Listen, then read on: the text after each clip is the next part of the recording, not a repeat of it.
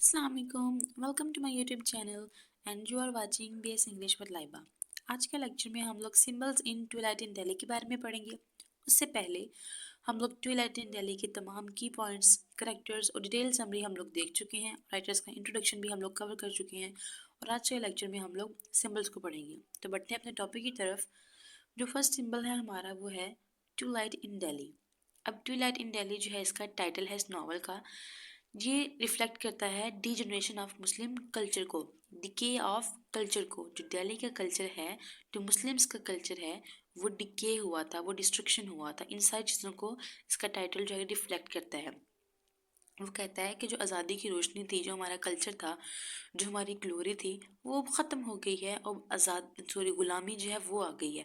D generation of moral values आ गई हैं जिसने पूरे सब कॉन्टिनेंट को अपने लपेट में ले लिया है। यहाँ पे ब्रिटिश रूल की बात की जा रही है कि ब्रिटिश रूल जो है वो आ गया है, कॉलोनियल रूल आ गया है जिसने आके तमाम मुस्लिम्स के कल्चर को, दिल्ली के कल्चर को जो है वो ख़त्म कर दिया है और वहाँ पे आके उन्होंने अपना एक नया कानून जो है वो नाफिज कर दिया है।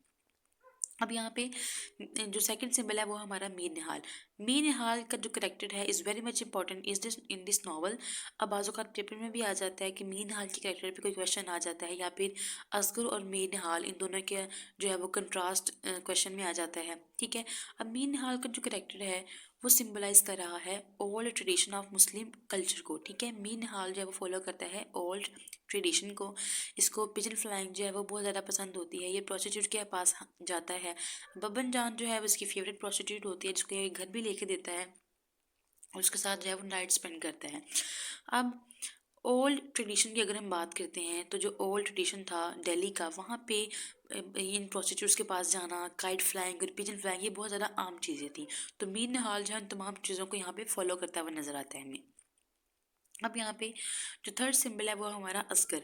असगर जो है वो प्रेजेंट करता है मॉडर्न सोसाइटी को। असगर जो है वो न्यू आइडियाज़ को फॉलो करता है, न्यू आइडियोलॉजीज यहाँ पे आ रही हैं। असगर का शुमार जो है वो न्यू जनरेशन में यहाँ पे होता है, लेकिन मीर निहाल जो है वो फॉलो करता है ओल्ड ट्रेडिशन को।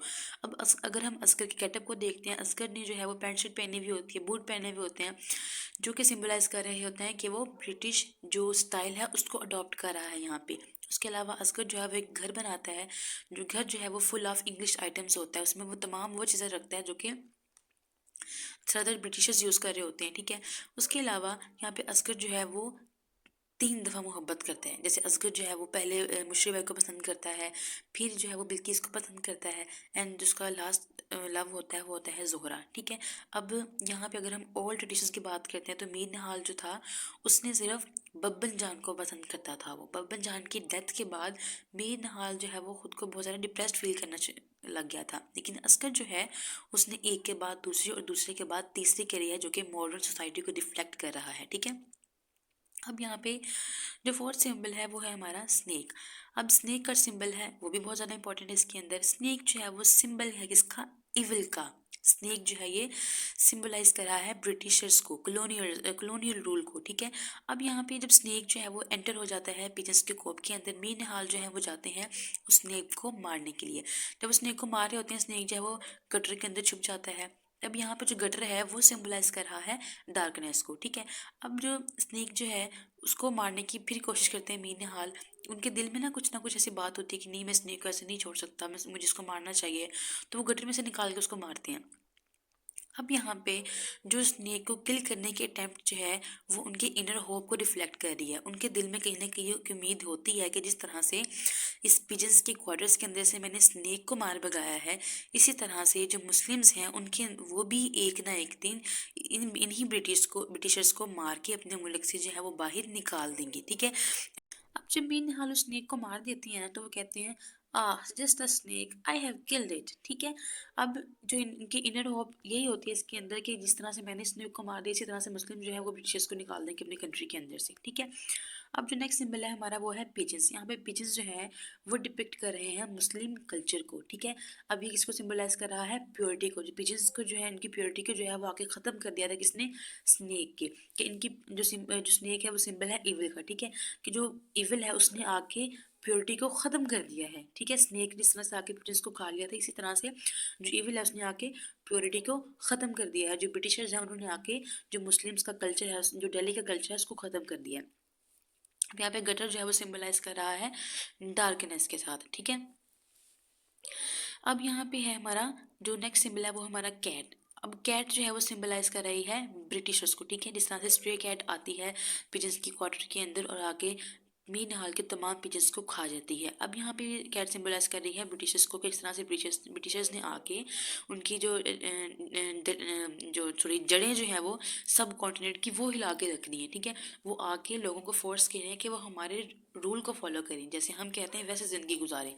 अब यहाँ पे नेक्स्ट है हमारे पास मीर निहाल्स पैरालिसिस। अब यहाँ पे at the end of the novel Mir Nihal जो पैरालाइज्ड हो जाते हैं। अब मीर निहाल की जो पैरालाइज कंडीशन है वो रिफ्लेक्ट कर रही है end of the orthodox believes, ठीक है, एंड ऑफ हिज अथॉरिटी और रूल, कि मीर निहाल की जो अथॉरिटी जो थी, जो रूल था, जो उसके बिलीव जो थे वो ख़त्म हो गए हैं, ठीक है, उसका ख़त्म हो गया। अब ये चीज़ जो है ये उस चीज़ को भी रिफ्लेक्ट करती है कि जिस तरह से मीर निहाल पैरालाइज हो चुके हैं, इसी तरह से जो दिल्ली का कल्चर जो है वो भी एक्सपायर हो गया है, वो भी ख़त्म हो गया है, ठीक है। उस पर जो है ब्रिटिश रूल आ गया है, कॉलोनियल रूल वहाँ पे नाफिज हो गया है। उनका जो ओल्ड ट्रेडिशन जो था वो ख़त्म हो गया, अब यहाँ पे न्यू ट्रेडिशन आ गया है, ठीक है। यहाँ पे जो मॉडर्न सोसाइटी है वो आ गई है यहाँ पे।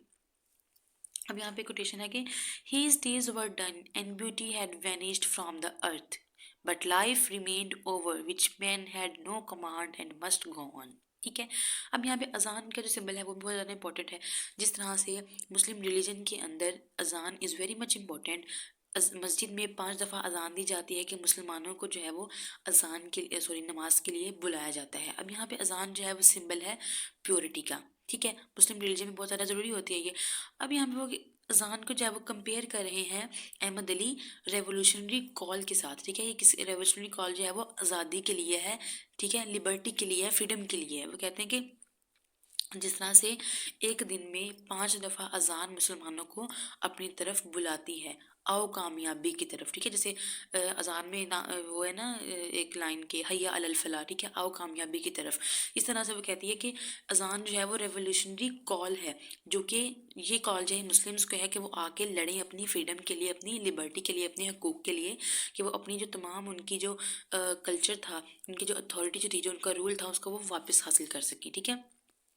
अब यहाँ पे जो हमारा सिंबल है लास्ट वो है हीट स्ट्रोक्स, ठीक है। अब हीट स्ट्रोक्स को जो यहाँ पे सिंबलाइज किया जा रहा है वायलेंट स्ट्रोक्स के साथ, ठीक है, जो कि ब्रिटिशर्स जो हैं वो रोज कर रहे हैं कि जो वहाँ के रहने वाले मुस्लिम्स हैं, वहाँ पे हिंदूज हैं, उनको इन्फोर्स किया जा रहा है कि ब्रिटिशर्स जो रूल लेकर आए हैं उसको फॉलो करें। इस मौके पे बेगम निहाल जी हमें कहती हैं कि she had never experiences such a summer ever since 1857 the year of mutiny. अब यहाँ पे 1857 की जो वार हुई थी उसकी बात की जा रही है।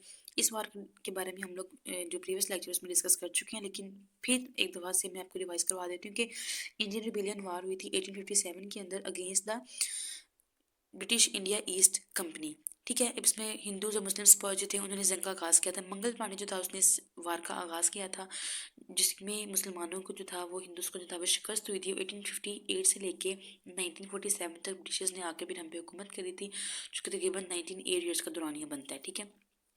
अब वो कहते हैं कि इस तरह की जो समर है मैंने 1857 में जो था वो एक्सपीरियंस किया था, उसके बाद से मैंने नहीं किया था, जो कि मुझे आज फील हो रहा है। यहाँ पे जो लास्ट सिंबल है यहाँ पे हमारा है वो डेथ ऑफ बब्बन जान। अब यहाँ पे जो बब्बन जान की डेथ है वो डिपिक्ट करती है डिक्लाइन ऑफ इंडिया को, ठीक है, decline of old Delhi's culture and civilisation, ठीक है। अब जैसे कि ओल्ड ट्रेडिशन ऑफ दिल्ली की बात करते हैं तो उस वक्त पबन सॉरी प्रोस्टिट्यूट के यहाँ जाना बहुत ही अच्छा जो था वो काम समझा जाता था। उस वक्त प्रोस्टिट्यूट को कोठे वाले के नाम से जाना जाता था। अब प्रोस्टिट्यूट के पास वो लोग जाया करते थे जो कि हाई क्लास फैमिली से बिलोंग करते थे, और जो लोग उनके यहाँ जाया करते थे उनको बहुत ही ज़्यादा बड़ा शख्स माना जाता था। ये बहुत ही ज़्यादा शान शौकत वाला शख्स जो था वो माना जाता था।